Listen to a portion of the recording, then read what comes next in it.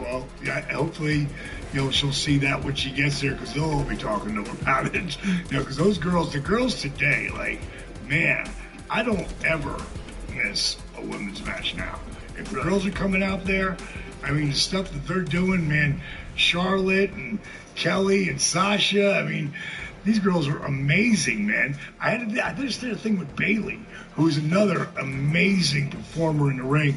We actually did there's going to be a new DVD coming out with Savage, and it's going to be matches you've never seen. So they put a little committee together, like a little round table, and it's Corey, who is a hell of an announcer, man. And then you've got Bailey's there, and Sean Mooney. So Sean Mooney's sort of like the 80s deal.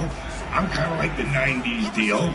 And then she's like the overall person who really, loves Savage so much. A lot of the elbow at the top, and that was her favorite guy when she was young. She talks about all the time when she's like down to hang out on the podcast.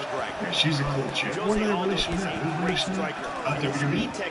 I'm not sure exactly when it's going to be, but they asked me to come on in. That's why I was here last week, because I came in and I did it in Phoenix, and then I just rotated myself through here and back to Atlanta. So I came in here and watched some of the things that another project that I'm working on that's going to come out this year. Has to do with acting. And once that's going to actually be announced, then we'll definitely talk about it. They want to keep it undertone till it actually happens.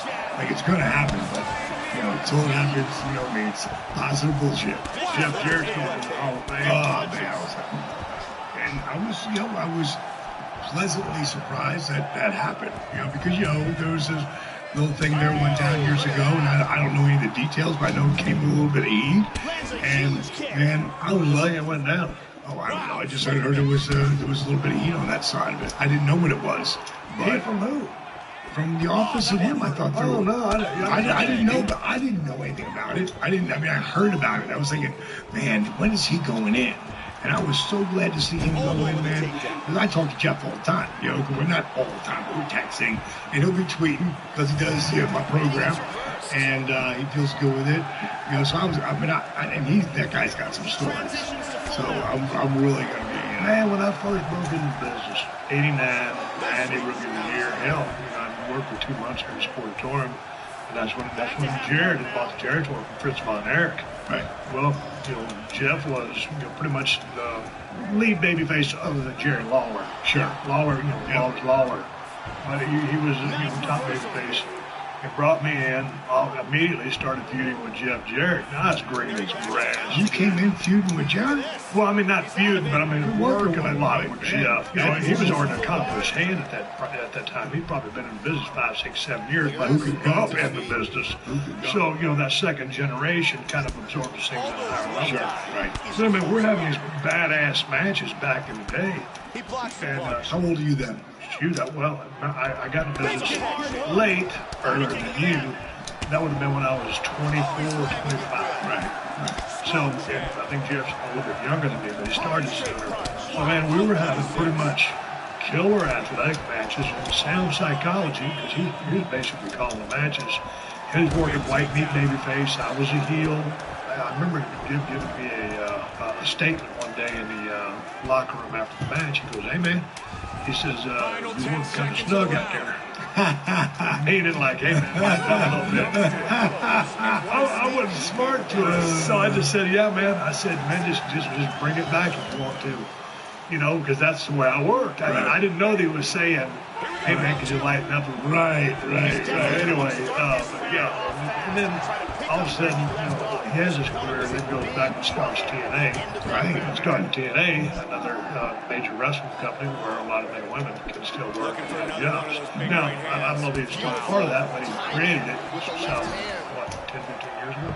And again, that's what I was saying earlier about how I love that the company is bringing in guys who, made their name there, or made it like I did somewhere else, and it's all WWE right now, and then brought him back in. I loved it, because I loved working with Jeff. I had some great matches with Jeff, and I even had a good match when we built it up to it when I was going for the world title against him, because I came in there at TNA, I was like, I know that we'll work together, but let's milk that till we can get to where it really means something.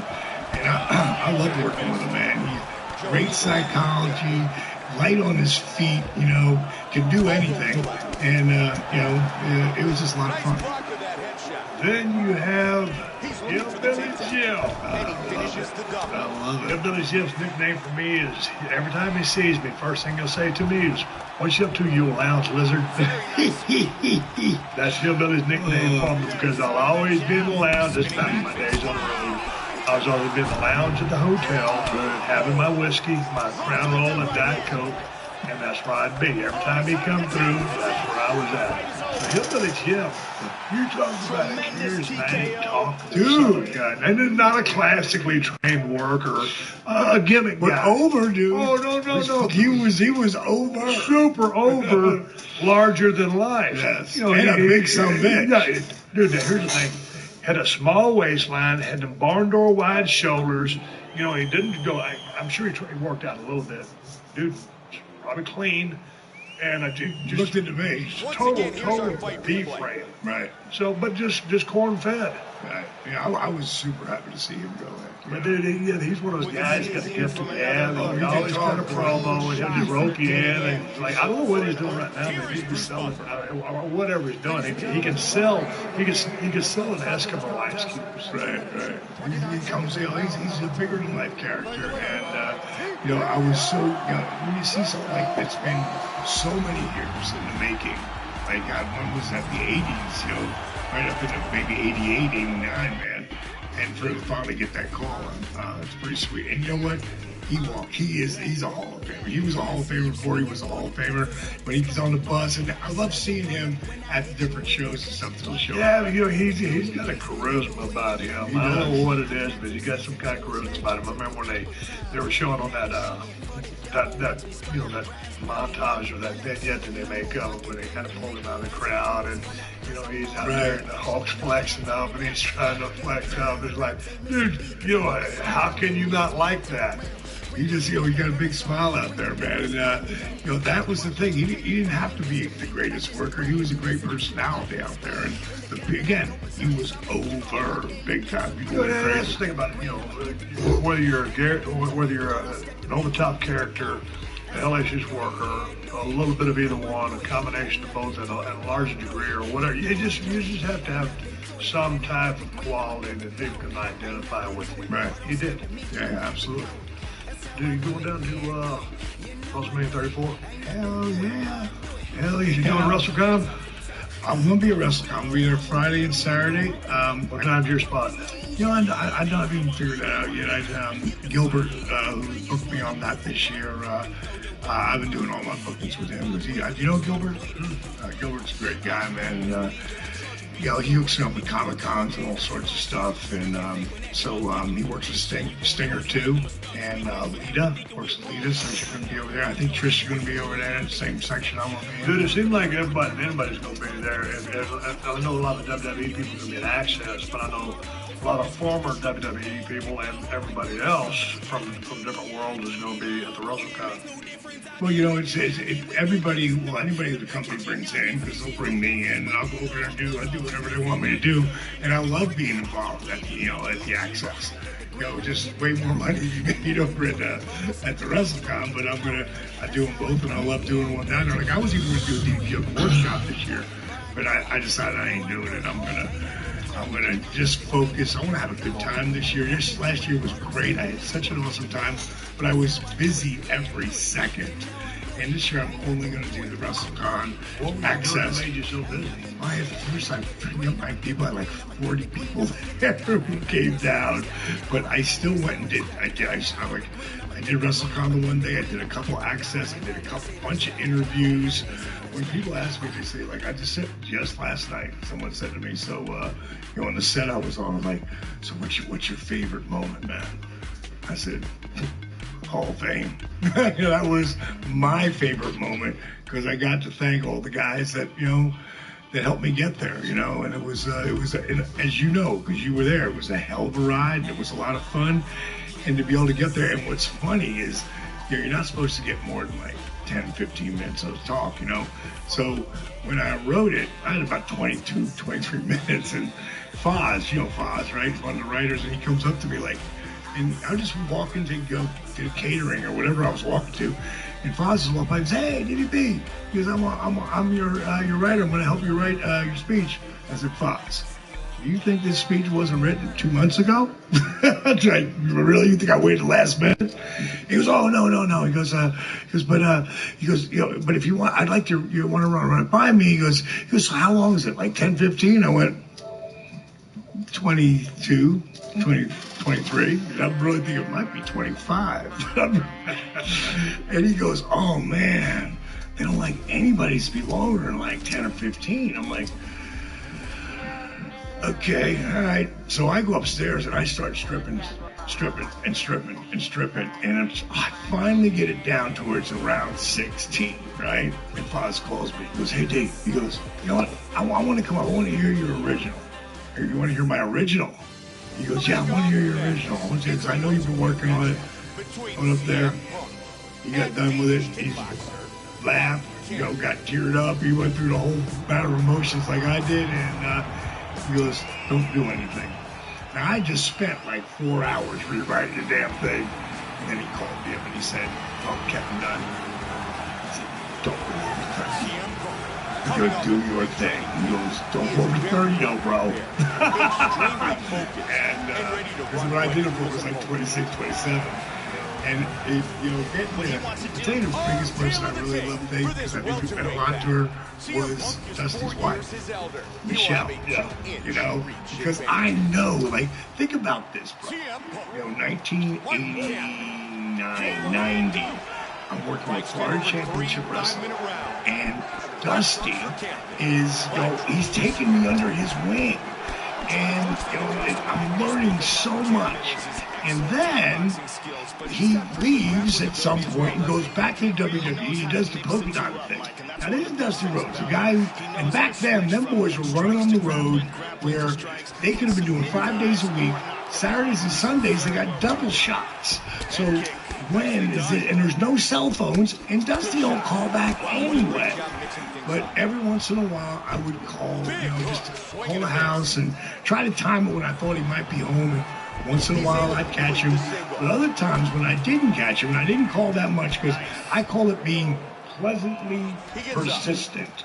And, it's something that I want to be persistent, but I don't want to be a pain in the ass. So when I talk to, I get on the phone with Michelle, and she started talking to me, and we'd have a great talk. And, and at the end of it, she'd say, like, "Well, don't worry, Dallas. When Dusty gets home, he'll call you." And, man, I'll be damned if he didn't. Not all the time, but 80% of the time, that son of a bitch would pick up the phone and call me and just check in, and we talk about, what I was doing and what he was doing. And it helped us bond more, but it never would have happened without her. And that was the point. So that's why I had to say, because, man, there's no way I would have got those phone calls back without him. As time went by, then I heard that he was leaving the WWE and coming back to WCW. And I just happened to catch the day that he got home, and he picked up the phone, and I said, "Dusty, I'm getting ready to sell my place on my club, and I'm going to get married to Kimberly, and she wants me to move to Chicago, but I really want to be in Atlanta, and if there's an opportunity there, I will move there." And he said, "Well, if you're thinking about the business, then if I was you, I'd move to Atlanta." And that's how I packed up my car. I put my freaking car in the back and I never disconnected the drive shaft because nobody told me, which blew the whole trans, which I got just up. I used to go through money like water. When I went there, I was 35. Oh, you driving that big caddy? I had the big caddy, but that had to come up later. I had a goal. Anything I set a goal for, at some point I'm going to get it.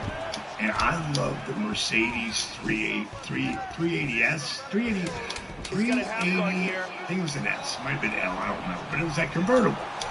And I just got good times. Oh my God. I spent everything ready to sort of cars, like pristine. I don't have a lot of money because I went through a lot of money. Didn't really understand saving money yet. And I get up there and I'm pulling my buddy Kim Bojo, it's who's going to put me up while I'm up there. He's going to rent me a room. And, you know, I get out of the truck, and it's a little bunch of kids all around, and I'm walking around hugging Kim, and I'm like, hey, man, let's take the car off the back, and why is there oil on my car? How do they get oil all over it? I go in, starts right up, so to put it in reverse, nothing. I left the drive shaft connected. No one ever told me that. I'm not a mechanic. So next thing I know, I called Dusty up and I said, hey, Dream, I got up here everything with my cards. I blew the transmission. And he said, well, welcome to the business. Click.